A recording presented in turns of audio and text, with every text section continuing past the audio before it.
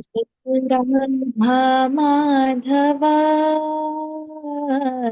जय कुंज विहारी माधवा जय कुंज विहारी जय गोपी जन वल्लभा जय गिरिवरधारी जय गोपी जन वल्लभा जय गिरिवरधारी यशोदनन्दन व्रज जनरञ्जन यशोदनन्दन व्रज जनरञ्जन यमुनतीरावनचारी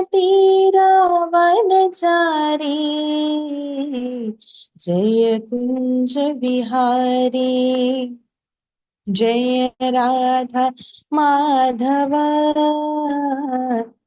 जय कुंज विहारी जय राधा माधवा जय कुंज विहारी हरे कृष्णा कृष्ण कृष्णा हरे हरे हरे राम राम राम हरे हरे। ओम नमो भगवते वासुदेवाय। ओम नमो भगवते वासुदेवाय। ओम नमो भगवते वासुदेवाय। नारायणं नमस्कृत्य नरं चैव नरोत्तमं देवीं सरस्वतीं व्यासं ततो जयमुदीरयेत्। नष्टप्रायेषु भद्रेषु नित्यं भागवत सेवया भगवतेरुत्तमश्लोके भक्तिर्भवति नैष्टिकी। मूकं करोति वाचालं पङ्गुं लङ्घयते गिरिं यत्कृपातमहं वन्दे श्रीगुरुं दीनतारिणं श्रीपरमानन्दमाधवं श्रीचैतन्यमीश्वरम्। हे कृष्णा करुणा सिन्धु दीनबन्धो जगत्पते गोपेश गोपिका कान्त राधा कान्ता नमोऽस्तुते। तप्त काञ्चन गौराङ्गी राधे वृन्दावनेश्वरी वृषभानुसुते देवी प्रणमामि हरिप्रिये। जय श्रीकृष्ण चैतन्य प्रभो नित्यानन्द श्री अद्वैत गदाधर श्रीवासादि गौरभक्तवृन्दा। हरे कृष्णा कृष्ण कृष्णा हरे हरे हरे राम राम राम हरे हरे हरे कृष्णा कृष्ण कृष्णा हरे हरे हरे राम राम राम हरे हरे हरे कृष्णा कृष्ण कृष्णा हरे हरे हरे राम राम राम हरे हरे ഹരേ കൃഷ്ണ. എല്ലാവർക്കും എൻ്റെ വിനീതമായ പ്രണാമം. ഇന്ന് നമ്മള് ഗർഗഭാഗവതത്തിലെ 10ാമത്തെ അധ്യായമാണ് നോക്കുന്നത്. സോ ലാസ്റ്റ് ക്ലാസ് എന്ന് പറയുന്നത് 2 ആഴ്ചയ്ക്ക് മുമ്പായിരുന്നു. എനിക്ക് കഴിഞ്ഞ ആഴ്ചയ്ക്ക് എക്സാം ആയിരുന്നു. അപ്പോ നമ്മൾ പറഞ്ഞു നിർത്തി എവിടാന്ന് വെച്ചാൽ വസുദേവരുടെയും ദേവകിയുടെയും വിവാഹത്തെ പറ്റി പറഞ്ഞാൽ നമ്മൾ നിർത്തിയത്. അശരീരി കേൾക്കുന്നതും കംസൻ ഉടനെ ദേഷ്യപ്പെട്ട് ദേവകിയെ വധിക്കാൻ ശ്രമിക്കുകയും ആ സമയത്ത് എന്താണ് വസുദേവര് കയറി അത് തടഞ്ഞ് കംസന്റെ അടുത്ത് എന്താണ് പറഞ്ഞത്, എങ്ങനെ വസുദേവര് ആ ഒരു കംസനാണെങ്കിൽ ദേവകിയെ കൊല്ലാൻ പോവാ. അപ്പൊ അത് എങ്ങനെ നിർത്തിയത്? വസുദേവര് പറഞ്ഞു, അശരീരി പറഞ്ഞത് പ്രകാരം ദേവകിയുടെ 8ാമത്തെ പുത്രനാണ് കംസനെ വധിക്കാൻ പോകുന്നത്. അങ്ങനാണെങ്കിൽ ദേവകിക്ക് ഏതൊക്കെ കുഞ്ഞുങ്ങൾ ജനിക്കുന്നുണ്ടോ അതെല്ലാം ഞാൻ കംസന് സമർപ്പിക്കാം എന്ന് വാക്ക് കൊടുത്തപ്പോഴത്തേക്കും കംസൻ പിന്നെ അവിടെ ഒന്ന് സമാധാനമായോ നടങ്ങി ദേവകിയെ വെറുതെ വിടുകയാണ് ചെയ്തത്. എന്ന് വെച്ചാൽ ദേവകി അല്ല ഒരിക്കലും കംസനെ കൊല്ലൂ എന്ന് പറഞ്ഞത്, ദേവകിയുടെ 8ാമത്തെ പുത്രനാണ്. ഓക്കെ, അപ്പോ അതെല്ലാം കഴിഞ്ഞിട്ട് കംസൻ ഒരു ഭയം ഉണ്ട് ഉള്ളില്. എന്ന് വെച്ചാ വസുദേവർ ഇങ്ങനെ പറഞ്ഞിട്ടുണ്ടെങ്കിലും വസുദേവർ ഇനി ഓടിപ്പോകുമോ എന്നൊക്കെ പറഞ്ഞ് വസുദേവര് നിൽക്കുന്ന രാജ്യം ഉണ്ടല്ലോ, അങ്ങോട്ടാണ് ദേവികയെ കല്യാണം കഴിച്ച് കൊണ്ടുപോകുന്നത്. അവിടെ ഫുള്ള് കുറേ സോൾജേഴ്സ് ഭടന്മാരെയൊക്കെ വെച്ച് അവിടെ ഫുള്ള് ആർക്കും ഇറങ്ങാനും കയറാനും പറ്റാത്ത രീതിയിൽ ഫുള്ള് കംസൻ അവിടെ ഫുൾ പ്രൊട്ടക്ട് ചെയ്ത് വെച്ചിരിക്കുക. എന്ന് വെച്ചാൽ ഒരിക്കലും വസുദേവർ ഇത് പറഞ്ഞിട്ട് ഇറങ്ങി ഓടുവോ രക്ഷപ്പെടുവോ ചെയ്യരുത്. പക്ഷെ വസുദേവർ അങ്ങനത്തെ ഒരാളെ അല്ല. വസുദേവൻ ഭയങ്കര ഭഗവാന്റെ ഭക്തനാണ്. എന്ത് വാക്ക് പറയുന്നു അതിന് വില കൽപ്പിക്കുന്ന ആളായതുകൊണ്ട് വസുദേവര് പറഞ്ഞ ഒരു എന്താണ് ഒരു പ്രോമിസ് കൊടുത്തിട്ടുണ്ടെങ്കിൽ അത് ഒരിക്കലും ബ്രേക്ക് ചെയ്യത്തില്ല. അങ്ങനെ എന്ത് ചെയ്യാണ്, ഇതിനകത്ത് ആദ്യം ഒന്ന് ഫുൾ പറഞ്ഞു പോകുന്നുണ്ട്. അപ്പൊ ഇത് 10ാമത്തെ അധ്യായം എന്ന് പറയുന്നത് എന്താണ്, ബലരാമന്റെ അവതാരമാണ്. അപ്പൊ 9ാമത്തെ അധ്യായമാണ് വസുദേവ ദേവകി വിവാഹം. അത് കഴിഞ്ഞ് 10ാമത്തെ അധ്യായത്തിൽ നമ്മൾ ബലരാമന്റെ അവതാരമാണ് കേൾക്കുന്നത്. ഓക്കെ. അപ്പൊ നാരദ മഹർഷി ബഹുളാശ്വ മഹാരാജാവിന്റെ അടുത്ത് പറയാണ്, വസുദേവര് എന്താണ് ഓടിപ്പോകുമോ എന്ന് പേടിച്ച് കംസൻ എന്ത് ചെയ്യാണ്, ഭടന്മാരെ എല്ലാം വസുദേവരുടെ ആ ഒരു രാജ്യം മുഴുവൻ ഇങ്ങനെ ചുറ്റിപ്പറ്റി ഇങ്ങനെ നിർത്തിയിരിക്കുകയാണ്. അപ്പൊ ആരും ഇറങ്ങി ഓടാതിരിക്കാൻ. അങ്ങനെ വസുദേവര് എന്താണ്, വസുദേവർക്കും ദേവകിക്കും ഓരോ വർഷവും ഓരോ മക്കളായിട്ട് 8 മക്കൾ വെച്ച് ഉണ്ടാകുന്നുണ്ട്. അങ്ങനെ അവസാനത്തെ ഒരു പെൺകുട്ടിയാണ്. അത് സ്വയം യോഗമായ തന്നെയാണ്. ആ വസുദേവരുടെ ആദ്യത്തെ പുത്രന്റെ പേര് കീർത്തിമാൻ എന്നാണ്. ഓക്കെ, വസുദേവരുടെ ആദ്യത്തെ പുത്രന്റെ പേര് കീർത്തിമാൻ എന്നാണ്. ഓക്കെ. അങ്ങനെ വസുദേവരുടെ ആദ്യത്തെ കുട്ടി ജനിച്ചു കഴിഞ്ഞപ്പോഴത്തേക്കും വസുദേവർ ആ പറഞ്ഞ വാക്കനുസരിച്ച് ആദ്യം കംസന്റെ അടുത്ത് പോകുന്നുണ്ട്.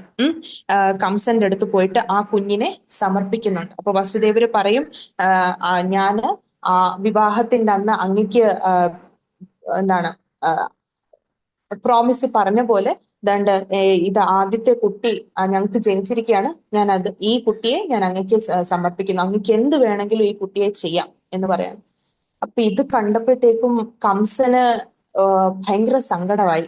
അയ്യോ, എന്നുവെച്ചാ വസുദേവർ ഇത്രയും വാക്ക് പാലിച്ച് ആദ്യം ഉണ്ടായ കുട്ടിയെ എനിക്ക് കൊണ്ട് തന്നല്ലോ എന്ന് ചിന്തിച്ച് കംസൻ എന്ത് ചെയ്യാണ്, കംസൻ വസുദേവന്റെ അടുത്ത് പറയാണ്, അങ്ങ് ഈ കുട്ടിയെ തിരിച്ചു കൊണ്ടുപോയിക്കോ. എന്താണേലും അശരീരി പറഞ്ഞത് എന്നെ 8ാമത്തെ പുത്രൻ വധിക്കുമെന്നല്ലേ, എനിക്ക് 8ാമത്തെ പുത്രനെ മതി, ഈ കുട്ടി എന്നെ എന്ത് ചെയ്യാനാ, അതുകൊണ്ട് അങ്ങ് ഇതിനെ തിരിച്ചു കൊണ്ടുപോയിക്കോളാൻ പറഞ്ഞു. അപ്പൊ വസുദേവർക്ക് സന്തോഷമായി. പക്ഷേ കംസൻ എന്ന് പറയുന്നത് ഒരു അസുരനാ. അസുരന്റെ വായിൽ നിന്ന് വരുന്ന വാക്കുകൾ എപ്പോഴും ഒന്നും നമുക്ക് വിശ്വസിക്കാൻ പറ്റത്തില്ല.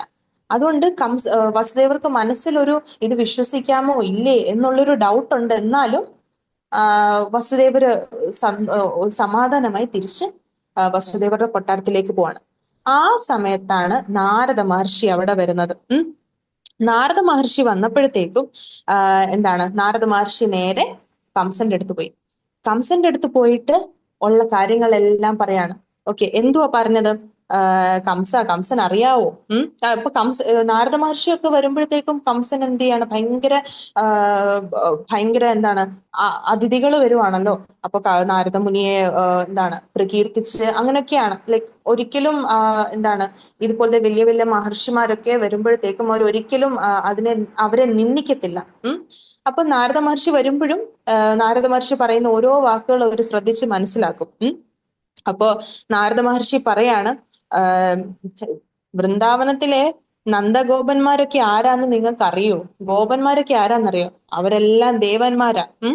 ഇനി വൃഷഭാനുവിന്റെ കൂട്ടത്തിലുള്ള ആൾക്കാരും അവരും ദേവന്മാരാ.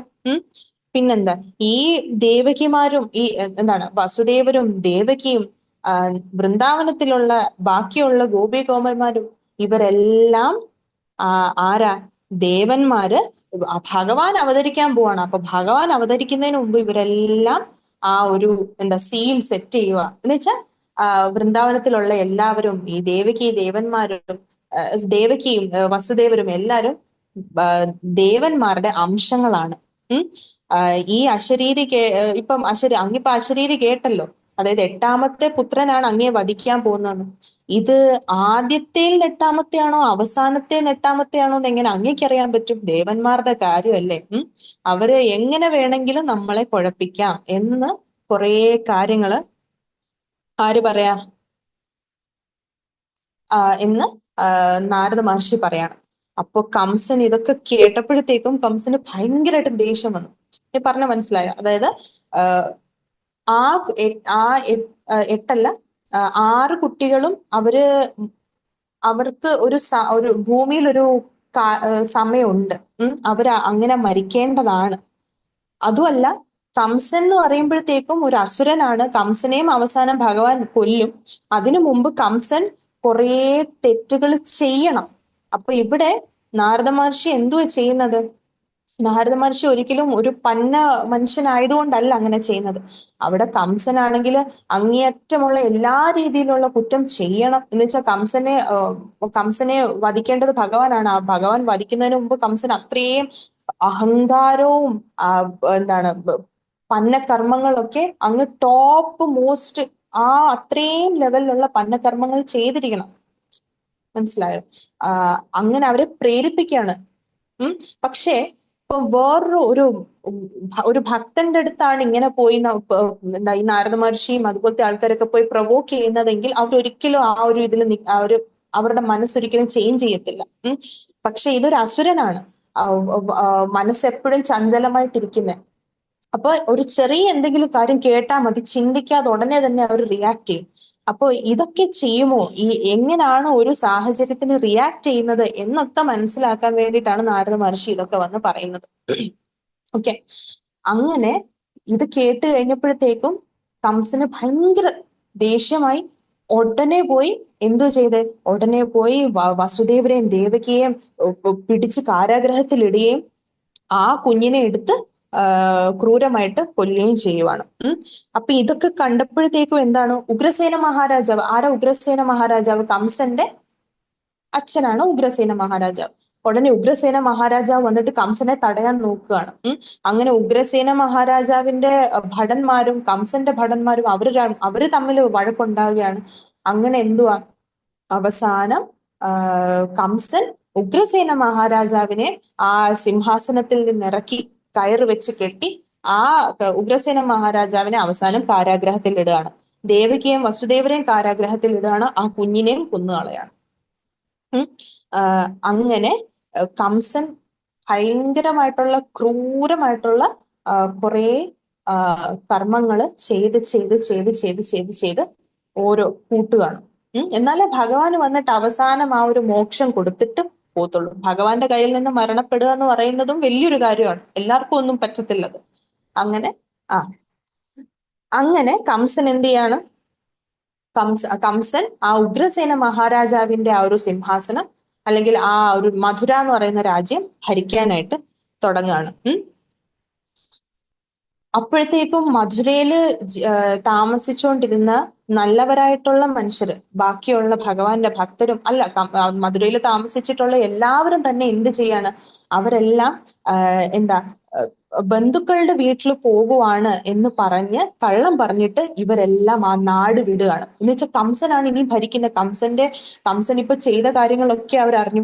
രാജാവിനെ പേടിച്ച് പിന്നെ ഒരിക്കലും അവിടെ ബാക്കിയുള്ള പ്രജകൾക്ക് അവിടെ താമസിക്കാൻ പറ്റത്തില്ല. അപ്പൊ അവരെല്ലാം എന്താണ്, ബന്ധുക്കളുടെ വീട്ടിൽ പോകുന്നു എന്ന് പറഞ്ഞ് അവരെല്ലാം തന്നെ വേറെ സ്ഥലത്തേക്ക് മാറുകയാണ്. എന്ന് വെച്ചാൽ അവർക്കും അവിടെ താമസിക്കാൻ പേടിയാണ്. അങ്ങനെ 6 കുട്ടികളോളം ഉണ്ടായി. അവരെ എല്ലാവരും കംസൻ ഒന്നൊന്നായി ഭയങ്കര ക്രൂരമായിട്ട് വധിക്കുകയും ചെയ്തു. അങ്ങനെ ഒരു ദിവസം എന്ത് ചെയ്യാണ്, ദേവകിയുടെ ഗർഭം അലസുകയാണ്. ഏഴാമത്തെ കുട്ടി എന്ന് പറയുന്നത് നമുക്കറിയാം ബലരാമനാണ്. ആ ബലരാമൻ എന്ത് ചെയ്യണം, ദേവകിയുടെ ഗർഭത്തിലാണ് ആദ്യം അവതരിച്ചത്. അത് കഴിഞ്ഞപ്പോഴത്തേക്കും കുറച്ചു നാൾ കഴിഞ്ഞപ്പോഴത്തേക്കും എല്ലാവരും ഒരു ന്യൂസ് അറിയുക, എന്താണ്, ദേവകിയുടെ ഏഴാമത്തെ ഗർഭം അലസിയിരിക്കുകയാണ്. അങ്ങനെ അപ്പൊ വസുദേവരുടെ മറ്റൊരു ഭാര്യയാണ് രോഹിണി താമസിക്കുന്നത് എവിടാന്ന് വെച്ചാൽ ബ്രജധാമത്തിലാണ്, വൃന്ദാവനത്തിലാണ്.